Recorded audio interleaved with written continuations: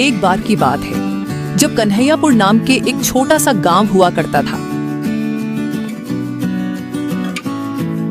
ये गांव नदी के किनारे बसा हुआ था। उस गांव में बलराम नाम का एक आदमी रहता था। बलराम बहुत ही भोला भाला और दिल के सच्चे इंसान थे। बलराम के परिवार में उसकी पत्नी मीरा और उसका बेटा राकेश भी था, जो सिर्फ 2 महीना का है। बलराम का अपना खुद का जमीन नहीं है, इसलिए वह गांव के मुनीम जी के वहां लकड़ी काटने का काम करता है। सुबह का समय है। अच्छा सुनो भाग्यवान, मैं काम पर जा रहा हूँ। तुम राकेश और घर का देखभाल करना। अच्छा बाबा, ठीक है। आप जरा भी परेशान न होइए जी, मैं सब संभालूंगी। और हाँ, आज मुनीम जी के गोदाम का सारा माल बिकने जाऊंगा, तो मैं आज दोपहर को खाना खाने नहीं आ पाऊंगा। तुम किसी को देखकर मेरे लिए खाना भेज देना। ये बोलकर बलराम मुनीम जी के वहां काम पर चला जाता है।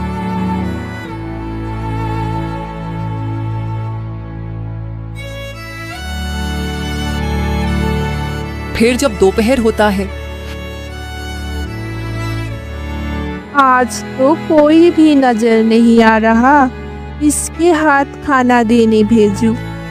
बाहर इतनी कड़ी धूप है, बेचारे राकेश के पापा बिना खाए ही धूप में कितना परिश्रम कर रहा होगा। कोई नहीं, मैं ही ये खाने का डिब्बा उनको पहुंचा देती हूँ। ये बोलकर बलराम की पत्नी मीरा बलराम को खाना देने के लिए जंगल की ओर खुद ही चली जाती है। मगर बीच जंगल में उसे एक सांप ने काट देता है। सांप, मुझे सांप ने काट दिया, कोई है, मुझे बचाओ। उनकी आवाज सुनकर आसपास के लोग दौड़कर आते हैं, तब तक वह मर जाती है।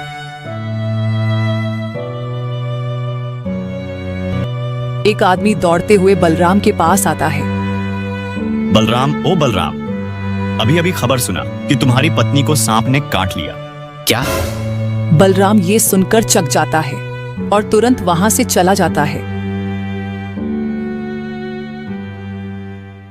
मगर बलराम की पत्नी नहीं बच पाई।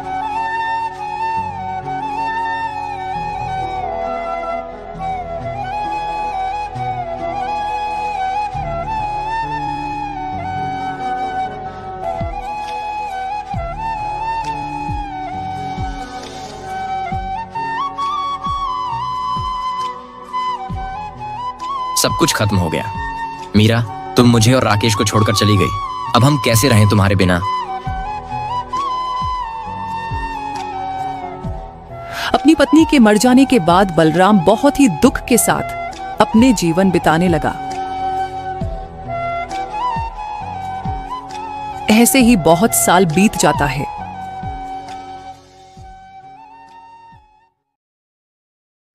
और एक दिन उसके जीवन में खुशी का माहौल आता है। बलराम के बेटे राकेश अब बड़े हो गए हैं। नंदिनी नाम की एक लड़की से उनका शादी भी हो जाता है और सरकारी भत्ता में उसे एक अच्छी सी नौकरी मिल जाती है, जिससे उनके परिवार में खुशी का लाहौर मच जाता है। बेटा राकेश, आज मैं बहुत खुश हूँ। तुम्हारे मम्मी के जाने के बाद तो मैंने सोचा था मेरा जीवन की सारी सुख मिट गई, पर आज मुझे तुझ पर गर्व हो रहा है।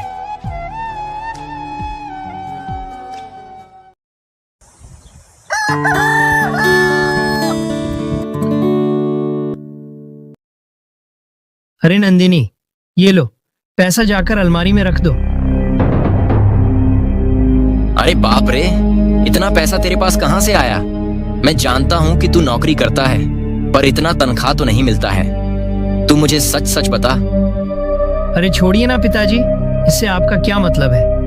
पिताजी तो ठीक ही कह रहे हैं। बताओ, तुम्हारे पास इतने पैसे कहाँ से आए?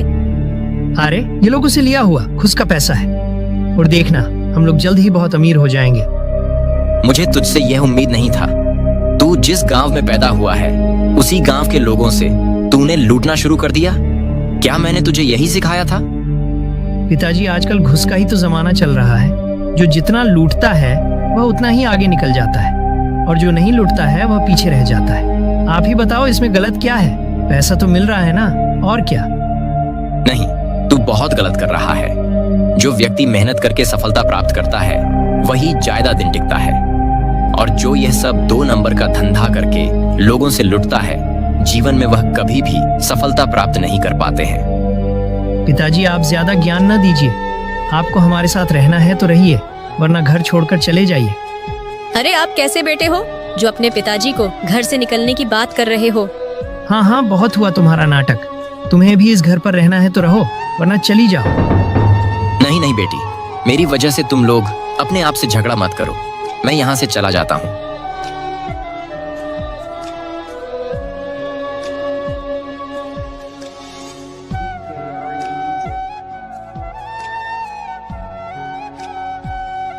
बलराम बहुत ही दुखी हो जाता है और मन ही मन सोचने लगता है कि मैंने जिस बेटे को जन्म दिया, आज उसी बेटे ने मुझसे ऐसा बर्ताव कर घर से निकाल दिया।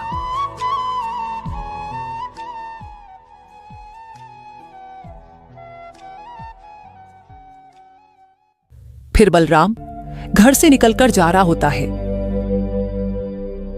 तभी रास्ते में उसे मुनीम जी का दर्शन हो जाता है। अरे बलराम, कहाँ जा रहे हो? बलराम सारी बातें मुनीम जी को बताते हैं।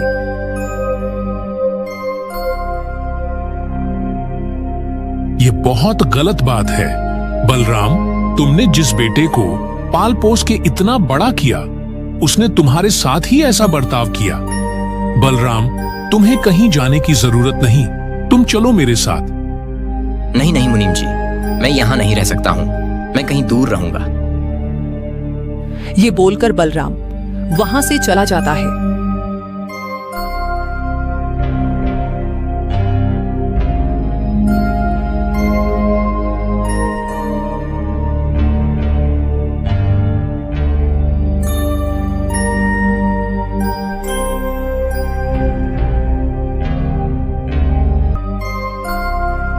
ऐसे ही कुछ और दिन बीत जाता है।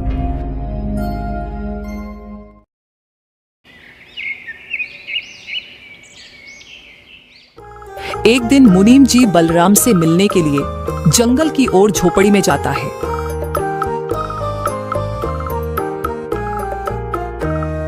अरे बलराम, कैसे हो? देखो, तुमसे मिलने के लिए कौन आया है।